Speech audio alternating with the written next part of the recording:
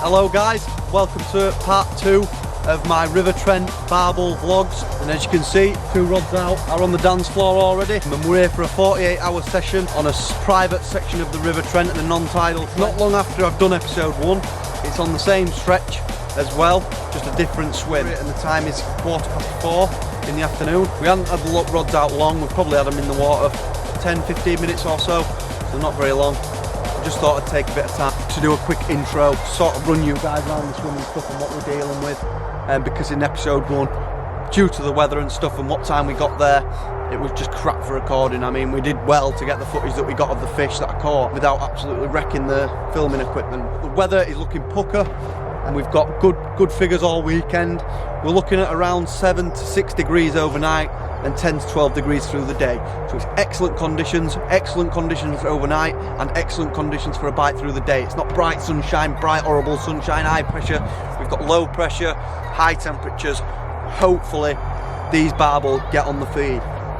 Now this time last week, I came down with my mate to do a quick social in this very peggy last Saturday, to no avail unfortunately. And the river itself was probably another 3 foot up to what it is now. The rods are holding out pucker to what they were last week as well. I'm holding out a lot further than what I was last week. So yeah, we've got plenty of bait with us, plenty of ground bait, plenty of feeders and stuff. We've even got some dead baits as well to bring along with us, just in case the barbel aren't having it and we can flick a little pipe rod out. So yeah, fingers crossed, it's not going to be long until I'm hiking another barbel up for you guys. And in this session, I'm going to run you through a few more tactics and tips to hopefully help you guys land some more fish on the bank. I'm just going to run you through sort of my feeder setup and the way I go about selecting the right weight and for the condition of the river that it's actually in. Now, if you get there in daylight, it helps out because you can actually swap about your feeders, your leads, and determine what is actually holding and what's not. Now, in my hand here, I've got an 8 ounce and a 6 ounce feeder. They're both the same size, just different lead capacities, as you see there on the back. There's a big grit weight on that one compared to that. Now, I've flung that out to start with, the 6 ounce, just to see if it would hold. Cast it out as bare, nothing in the feeder, just the feeder. Cast it out upstream, it bounced a slight amount and then held bottom. So I was more than happy to fish with them this session. And now, last week there were a bit of extra water on, probably about 2 or 3 foot, looking at the level that it is at now. And we were really struggling to hold out even with the big boys there, the big 8 ounces. In last week's session where I was struggling to hold out with the feeders, even the big feeder. So what I had to do was go and switch to the leads. And here we've got a selection of gripper leads, as you can see, from 8 to 10 ounce. And I only use stuff like this on the River Trent, on the tidal Trent, because it is such a beast of a river, especially when there's some extra water on, as you guys will know already. So yeah, just make sure you bring enough equipment to fish. As I said at the start of the session, I flicked the lighter feeder out, the 6 ounce, found out it could hold, so now I don't have to use my heavier feeders and use all them up. I can save them for when the river is more up than what it is now, like it was last week, and then that's when you want the 8 to 10 ounce gripper leads and stuff like that, and the big feeders. But where I can get away with it, if possible, I'd always use a feeder rather than a lead. And that's just my own personal preference, because I like, with barbel fishing, I know a lot of people fish single up baits and they glug them, dip them. Myself personally, I like a nice bit of bait, bit of smell around the area, because it's a big river, it's chocolatey coloured. Most of the fish you do catch are actually at night. It's good night fishing for barbel. And the urban baits bait selection is absolutely perfect, because they do matching pellets, matching boilies, different size boilies, stuff like that, so you can cram them in the feeders. And what I'm doing is I'm capping an end of a feeder off with the ground bait, then I'm mixing in pellets, which they're the tuna and garlic pellets. And then we've got the urban bait spicy fish pellets there. And obviously that rod that I put out was on tuna and garlic, so I've put tuna and garlic boilies and tuna and garlic pellets in with the feeder.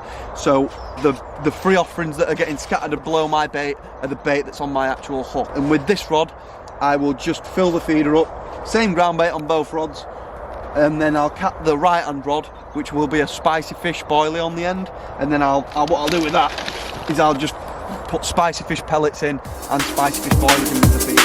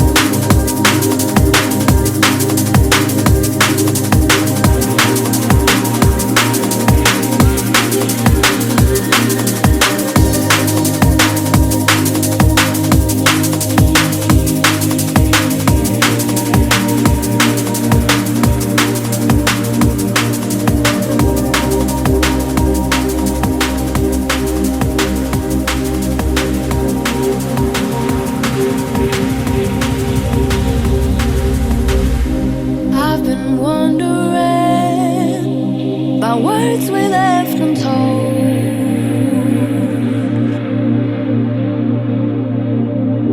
How things could have been to be watching them unfold. Have you ever had the thought, if I met you now instead of then, we could watch it all play out from the very moment we shook hands? There's a moving parallel with a different version of events, so we might as well forget thinking about what could happen next. Saw you in the new set of eyes, thought we had reached the end of the line. There were pages that we wanted to rewrite, so we might as well forget thinking about what could happen next.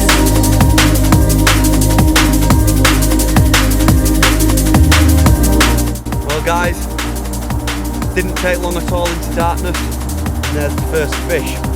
Not the one we're after, but I'm not going to complain with that. Beautiful River Trent chub, and one of the biggest ones I've had for a while. When I actually first netted it and hooked it, I thought it was a chub. The way the bite was and the way it was kicking. But look at that beast. £5, 8 ounce. What a fish to start off in episode 2. A couple of taps. I got a single bleep on the Delkin, and then I was just watching the glow stick tap around on the right hand rod. That was on the red spicy fish.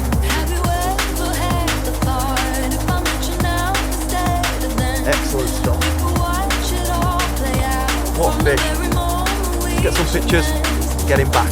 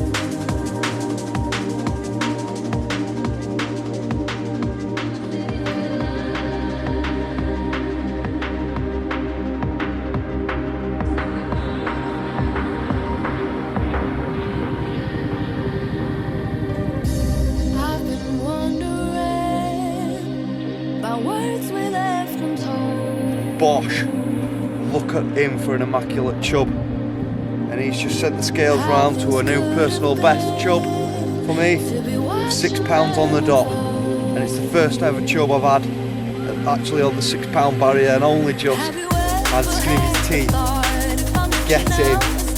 And what a lovely stag fish that is for the River Trent. Don't get many chub looking like this out of Trent. Look at the condition.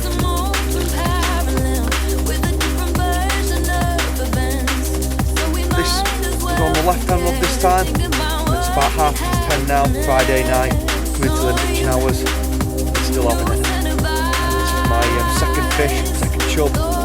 And yeah, buzzing fish, second chub off this stretch as well. Absolutely terrific. Still here, still on the bait. And there's a new PB for me. So I'm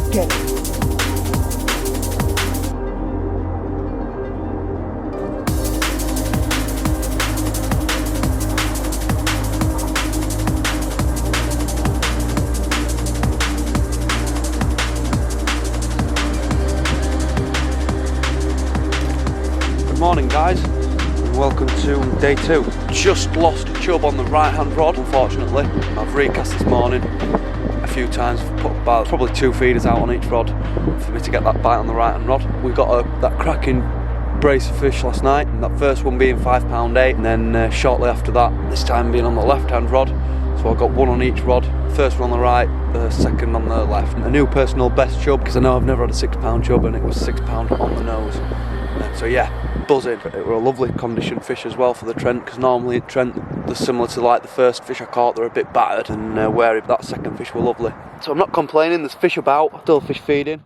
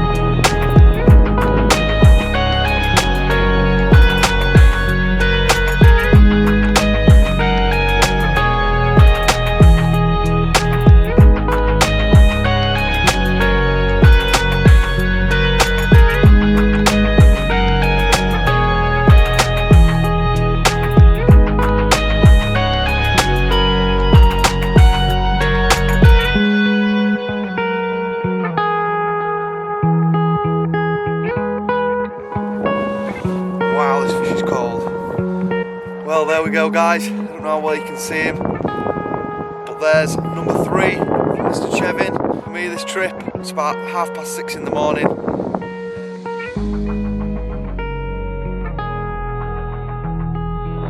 There we go, another 5 pound chub, lovely fish. 5 pound 1 ounce. On the right hand rod again on the spicy fish. And that's a lovely stamp fish as well. Let's go chat with the Trent. I'll show you the other side.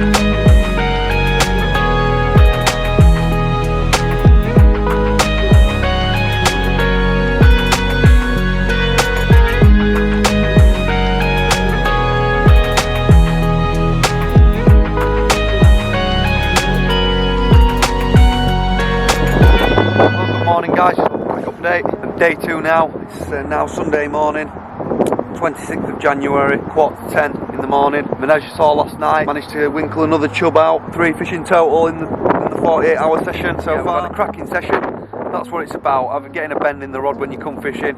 especially river fishing in the winter, because you just don't know if the barbel are going to play ball. They're a funny fish, they're either having it or they're not. And this fishing in particular, they've not been having it, unfortunately. But I'm not complaining. The fish that we've had have been absolutely cracking, and I've managed to bust another PB. So yeah, excellent stuff. Yeah. I hope you're enjoying the journey so far. Like I say, we're only in episode 2, so there's plenty to go yet. I don't know next when I'll be down, but it's going to be as soon as possible. And as you can see, the river's in absolutely cracking conditions for fishing, but I prefer it with a bit of water on and a bit of colour to it and swell. There is still a bit of colour to it, but not a lot, because we haven't had a rain for a bit now, and I think it could do with another flush through and a bit of warmer weather to get the barbel going again. We're going to keep going at them, because there's still a few months left yet at barbel fishing before we get into the main carping season again. But yeah, I hope you've enjoyed this episode, but now we're just going to have a steady pat down, get the bivvy away, get the beds in the car, have a trip to McDonald's I think, and get the rods in, and get home and have a nice shower, and then get back to work in the morning. So yeah, fingers crossed we can get a last gas whacker for you guys, but if not, I hope you've enjoyed it all the same. And until the next episode, catch you on the bank sometimes. Till then, tight lines, wet nets, screaming reels.